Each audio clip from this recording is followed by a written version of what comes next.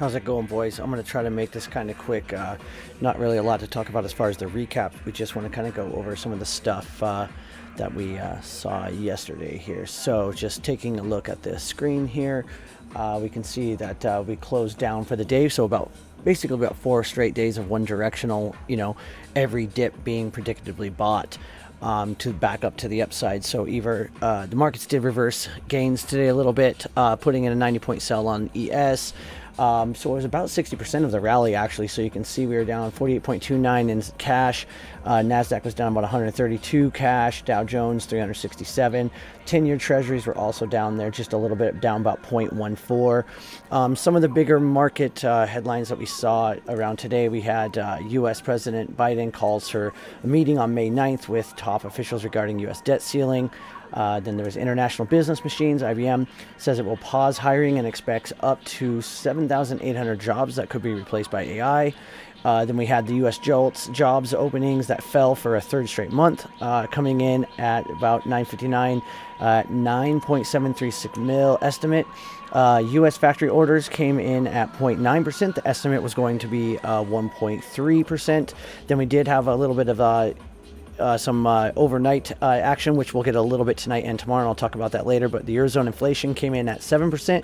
Core CPI was 5.6. First increase to headline inflation in 6 months, and you can see we got this little chart in here, and I will post these links and stuff for that for those that want to take a look at that. Otherwise, a couple of equity names.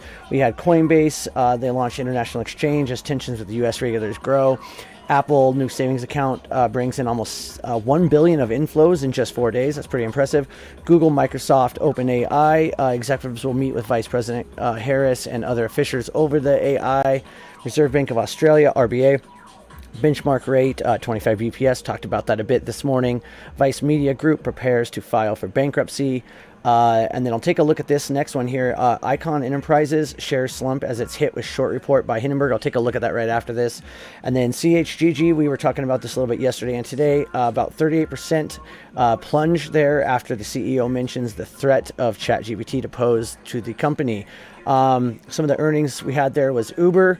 They did beat on their EPS and revenue. AMD, we obviously know they beat on both, but guidance was not too rosy. Starbucks also beat on both and had a few weird issues that are coming in that we'll talk about tomorrow. There might be a trade there. Pfizer also beat. It was holding up okay. Ford, same thing, beat, but guidance was poor. They're talking about a lot of issues with that we've been kind of seeing in some of the other automotives as well there. And obviously the regional bank issues are kind of gripping all over the place as we speak. So let's take a look at that. The icon thing. I found this kind of interesting. We'll just go through this quickly, but shares of billionaire Carl Icahn's Enterprises plunged after well-known short seller Hindenburg Research shorted the stock and criticized the activist investors' management of his company. In a report titled "Corporate Raider Throwing Stones from His Own Glass House," Hindenburg posted a laundry list of negatives about the investment firm, including inflated asset valuations. And again, I'll have links to this stuff afterwards, but it is pretty interesting that Icahn has been regarded for a long time as you kind of a who's who of the Wall Street, and then comes in on a day like this and just gets hit really hard. So it'll be interesting to see how that gets digested over the next few days. I just kind of thought that was interesting. I didn't even notice that it was happening as we were looking up there. On a positive note, Cherry Picks came out today. If you're not on the mailing list, I suggest you do so. I'll post a link to this so everybody else can have it. We talk about it a little bit in here for those of us that are on it. Had a look at some of the yields here on the 1 month annualized yields that were, the one that show here was 0.4 last year. Now it's up 4.5. Interesting little look from there. This issue was a little light, I'm not going to lie, but it had some good information in there, a few good ideas. The big thing that I wanted to show here in today's, this month's issue is this. We've been talking about this quite a bit, and this actually ties into a bit of what we'll be looking at tomorrow and next week even. So why is the Russell, and I don't know why it says 200, 2000 performing so poorly? There are two main reasons why the Russell 2000 has underperformed in contrast to the impressive surge over 20% of the NASDAQ year to date. Firstly, and this is what we were talking about, IWM is primarily composed of small cap companies in the US, which have been hit harder by the economic downturn. Secondly, while the Russell 2000 covers a broad range of sectors, a significant portion of the index comprises the financial sector, including banks. Since the beginning of the year, financials have declined by 5%, and regional banks have experienced a significant decline of 35% during the same period, which may have contributed. We know that is definitely what has been contributing, and you can see just right here on this chart, it really does show just how nasty this is getting hit. This right here, all of this gains here in the NASDAQ is why we keep going back to the top 7. The top 7 are holding everything up, and if this doesn't like just make you really wake up to what we've been talking about, how even if you're playing SPY or ES, you need to be watching the NASDAQ, because if those companies start giving up gains, the rest of the market goes down with it. Sometimes it's delayed. You can see the NASDAQ going down and ES might be holding up, and that gives us great trading opportunities. With Apple earnings coming up on Thursday, this is going to be more and more important than ever. Just wanted to kind of go over those couple things. We will look at, I've got the AMD earnings. I got their slideshow, which I posted a link to this earlier. I'll post it later for those that want to kind of nerd out on it. I did find it was a little bit interesting. It had quite a bit of good information in here. I really like their presentation, the way they put everything together. So I wish more companies would do this. But again, I mean, it's AMD. You know, kind of expect to see that. They did talk a bit about AI. We'll see if that helps in the next coming days. Sometimes some of these big names that are, are stronger and they have a lot of this stuff, they might be getting hit from people wanting to sell and get out. So we could see this start to push up in the days after. So pretty interesting little read here. And like I said, I'll post the link again to it. I'll relink it back. It is interesting to take a look at some of their numbers and just some of the stuff that they have been wanting to talk on. So let's go ahead and jump to what is important here. So I'll take a look through this a little bit, but let me basically go into this as it's pretty important there. So tomorrow is FOMC day. And pretty much as we say every single month on FOMC days, these days, along with obviously like CPI days, NFP days, the ones that matter, are the most difficult, random, trap-filled, and poorest trading days of the year. They're essentially random, and honestly, they offer very little predictability before the event is happening. So even when there's like a clear high probability setup, price will very often put in like 2 or 3 40, 50-point trap moves before playing it out. So therefore, the like ultimate golden rule for FOMC days is to size down and to trade less. There are over 250 trading days a year. There's zero reason to lose money gambling in algo-driven noise. There just isn't. Having biases and trying to predict on these days is an account destroyer if there ever was. And we will be focused pretty much only on the best setups if clearly identified per our prepared plan. And we will talk about that into the morning as we get a little bit closer towards tomorrow's event. Let's see here. Yeah, so I mean, as a brief example, the last FOMC day in April, back in here, I believe it was, I think it spiked 40 points instantly after the meeting at 2. Then it sold 105 points, and that was all within the first hour. But then it rallied back another 70 points overnight and into the morning. So in March FOMC, it was the complete opposite. Right after the meeting, ES dipped like 25 points. Then it went into squeeze mode, rallying about 112 points or so, 120 points, I believe. Yeah, 120 points within the hour. So we do have a reversal fade, reversion play set up for this that we will talk about at length tomorrow morning and towards the middle of the session. That will be pretty interesting to forward test. Once again, this will be test number 27, by the way. This setup is basically based off the idea that we talk about every FOMC that we just kind of explained, that the only commonality of FOMC days is that there's often trapping within the first 15 or 20 minutes, and then typically the first move is a trap, right? So while this is not always the case, there is no always, obviously, right, in markets, but it is the case a good like 80 to 90% of the time, including the last few meetings where it's been 25 out of 26 this played out one way or another. So obviously for this reason, failed breakouts and breakdowns are very core setup will be your absolute best friends on these days. So that is what we will be talking about at length tomorrow after we get a little bit more information here. We're pretty much just watching this green structure here, trying to reclaim that. So with that tomorrow, just keep in mind in a couple things. So the markets have been range bound for over a month now, and we are directly in the middle of this range right here at the moment. Those past FOMC moves, the moves have came a day or two after the meeting, not in the same day. Seasonally, we do need to think about that. April was supposed to be a great month with an average of about 2%, and S&Ps have barely budged for the last month, basically nearly unchanged. The last 5 OMC meetings, the behavior in the weeks following was September unchanged on the day of the meeting and down about 10% following the meeting after a few weeks. November, sell off about 6% after the meeting. December, big rally on the day of FOMC, but then lost about 8% a few weeks after the meeting. January, big rally on the day of the FOMC, and then they lost all of it and then some in the weeks that came after. They're down about 8%. And then March, sell off on the day of the FOMC, and then it was up about 4% ever since, and we just talked about those last two. So pretty much the fact that March FOMC was the only one in the last 6 months where the S&Ps did not sell off in a sustained manner during the weeks following the FOMC. So this reason for optimism was the SIVB failure just a week before the FOMC, if you guys remember, when Powell was under pressure to, basically to ease everyone's mind. So that kind of had some sort of push-pull with it for sure. Also, the technical fact. So that was like the one time that it didn't. So in that regards, looking at price action, the core structures from yesterday and today remain key to watch, and we don't want to spend too much time analyzing all this other pre-FOMC noise. So our focus tomorrow will be 100% on just reacting to our plan. But a few things to note here are what we are kind of seeing right now already on screen here with the green channel. So this big channel here, right, this channel here, it's all labeled there in green. This has been our core structure all of April.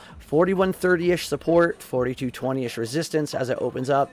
We spent the entire month inside it and then lost it on April 25th, reclaimed it, squeezed hard, lost it again today. And then so far, we have been battling, trying to reclaim it here after hours. And as we've said for weeks, it's bulls control above, bears control below. So for right now, we're remaining right bid on it. I mean, we are directly on this thing. If I zoom in here, you can see. So we literally we bounced off of this got our failed breakdown, and we've pushed all the way back up to this core structure, and they're fighting it right now. And in fact, on the NASDAQ, they're doing about the same idea, just a little bit more muted, but they're getting there. They're putting in some work overnight, so we can't deny what they're doing there. So that's the first big one, right? The newly formed uptrend is this this downtrend, the steep downtrend. There's another one that's going up that's not as important, but those are the uptrend ones connecting the March low to the April low, which that one has 4102-ish support. And then this one we just obviously hit today here where we got this 4111, and that's what held as support, and that's where we got our bounce back up to test this green structure. And then obviously the last one is the megaphone pattern here in purple that you can see right here. Everything inside of this basically is complete noise and consolidation. So resistance is around 4230-ish as we sit right now, right if we had to go straight up around here. That's just a straight up, like, highly doubt that's going to happen, but that is where it is at this exact moment. And then support is like 40, 55, 60. So there's nothing really to get excited about until we leave this structure, which has a pretty wide range as we go here for right now. Let me jump over to the VIX. So this VIX move was from our low yesterday to today's high was a 27.56% move. On the other side, from today's high to the low of the sell-off was about a down 12.82%. So kind of puts things in perspective there. I think the heat map definitely shows how the cash session went today. Let's jump over to the intraday here. Let me go ahead and erase that for the moment. Gonna go ahead and take that off for the moment. But yeah, so if this were any normal day, given that 4131 was pretty much lost and then reclaimed late day, the probability would be that we run back to test around that 66, 4175, perhaps dip again and then play the levels, then try to push back above 4200. However, for tomorrow, we will have to be much more flexible than we would be on any sort of normal day. That, I mean, and I get it, what is normal anymore in this point, but so basically the question is now, though, is can sellers follow through by breaching today's distribution, which would be our poor low that was put in, which would then confirm the stronger sellers were active. A downside continuation would target a test of the 40.95, but we do need to note that there is a low volume node in that area. So with this shape of profile and an uptrend, buyers usually aim to breach the main distribution for upside continuation. That's what we're seeing here so far after hours as we go, and Asia's just starting to open, and we'll take a look at that before we go here in just a minute. But yeah, so we just need to keep an eye on those zones, but buyers are going to want to obviously argue that it was just a liquidation break that witnessed that and then it was crucial in getting rid of the weak longs and then bringing in stronger buyers at lower prices. We talked about this a bit today, but that is a key thing to remember. Okay, again, buyers want to argue that the liquidation break witnessed today was just crucial in getting rid of those weak longs, aka poor highs we talked about at length today, and then bringing in stronger buyers at lower prices. The foundation is better with the poor structure from 427 cleaned up. We have to acknowledge that on the chart. And then with the FOMC meeting scheduled, it's just going to be crucial that traders exercise patience, discipline, prioritize risk management. So with that said, it is notably less risky to engage in trading prior to the FOMC meeting and close all positions within about 30 minutes or so advance of the event. So stay nimble, and we will have a specific strategy to trade the FOMC as well, and we will go over that tomorrow. I do not want to put that too much on today because we have to go through overnight and trade the morning session.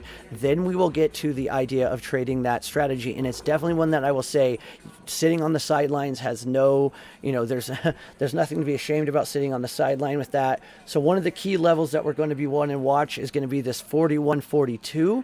Break and hold above there would target, our order flow levels would be direct 53, 70, 82.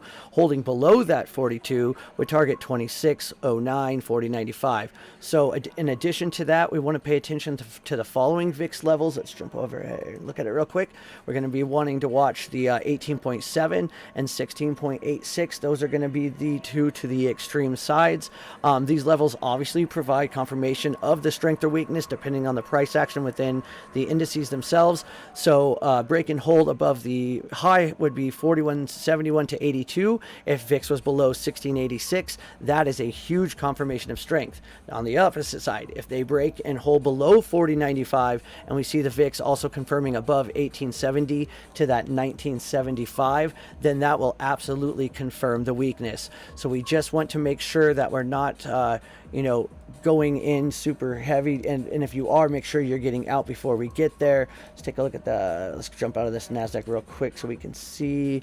And let's see here, do we have, so I wanted to point out there on the right lower corner, once again on the Heikinashi weekly of SPY, the 100 MA has held. So far it's actually starting to push up through it here overnight, so we'll want to keep an eye on that as we go into tomorrow as well. So remember, as we kept saying, and we have said a couple times this week, after a good period of acceptance and a demand is draining, then we consider the shorts. Opposite is true for up. We want to see them drain supply and then a continuation to push back up, and that's where we want to get long. So with that said, I am going to go ahead and let you guys go here. I will be let's take a look as we go out at the Asia market here, see what we got going on, and pretty much we can see Asia's trading lower so far ahead of the rate decision. Not too much else as far as in the macroeconomic look there, but we will keep an eye on Bitcoin and Ethereum, which are holding up pretty well overnight. And that's really it, guys.